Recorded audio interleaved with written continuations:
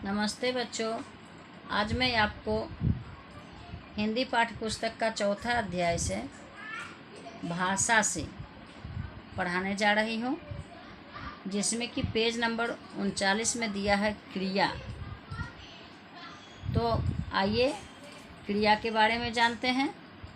नीचे कुछ वाक्य दिया गया है जिसको पढ़ करके आपको समझना है। जैसे एक में है मैं नहीं खरीदती, दूसरा है वह तो पिता को देखना चाहता था। तो इन दोनों वाक्यों के रंगीन छपे अंश जो हैं, यहाँ खरीदती और यहाँ चाहता था, ये क्या है? क्रिया है। तो आइए जानते हैं। क्रिया का अर्थ होता है कार्य का होना या करना। इस प्रकार हम कह सकते हैं कि शब्द के जिस रूप से किसी कार्य के होने या करने का बोध होता है उसे क्रिया कहते हैं। अब इन वाक्यों को पढ़िए।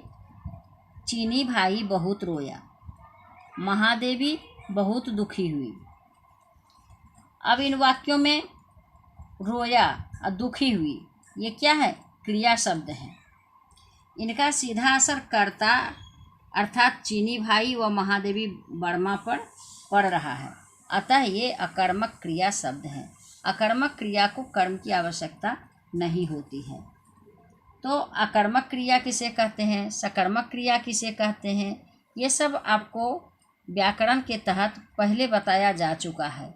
इससे पहले जो वीडियोज भेजे गए हैं उसमें आपको यह सब बताया गया है। फिर से वीडियो देख लीजिएगा और समझ लीजिएगा। अब कहता है, अब इन वाक्यों को पढ़िए। बहन ने भाई को भात खिलाया, यहाँ हम देख रहे हैं खिलाया क्रिया शब्द है। उसने अपनी बहन को बहुत ढूंढा, यहाँ ढूंढा क्रिया शब्द है। और इनका सीधा प्रभाव वाक्य में कर्म क्या है? भाई व बहन पर पड़ रहा है, अतः खिलाया और ढूंढा सकर्मक क्रियाएं हैं। नीचे दिए गए वाक्यों में आए क्रिया शब्दों को रेखांकित कीजिए। अब यहाँ आपको होमवर्क दिया जा रहा है। वाक्य दिया हुआ है, ऊपर आपको बता दिया गया कि क्रिया शब्द कौन से होते हैं।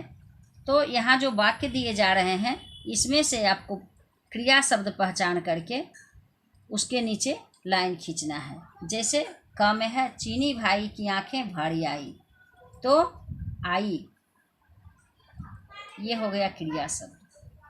ख में है विमाता ने चीनी भाई और उसकी बहन को बहुत सताया, क्रिया शब्द।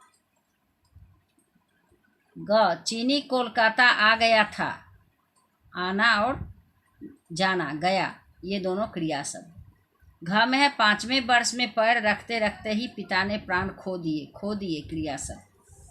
अंग बहन के गालों पर आंसू देखकर वह घबरा कर बोल उठा।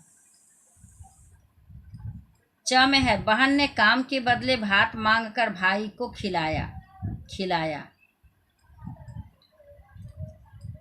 बचपन में लोग मुझे चीनी कहकर चिढ़ाया करते थे, चिढ़ाया करते थे, क्रिया।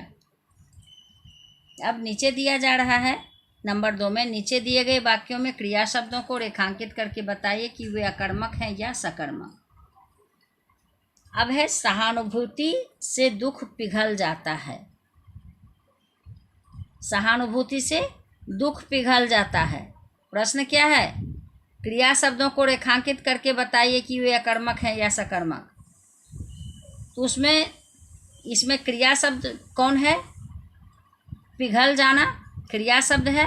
अब आपको ये बताना है कि यह कौन क्रिया है, अकर्मक है या सकर्मक है। तो क्या पिघल जाता है? दुख पिघल जाता है, इसलिए यह क्या है? सकर्मक क्रिया है। तो यहाँ आप सकर्मक लिखिएगा। उसी तरह से नीचे भी दिया हुआ है, ख से 6 तक के बालक के भय ने रोने में शरण पाई। तो इन सबों को आप खुद से सोच के लिखिएगा। अगर नहीं समझ में आता है तो फिर मैं बताऊंगी। धन्यवाद।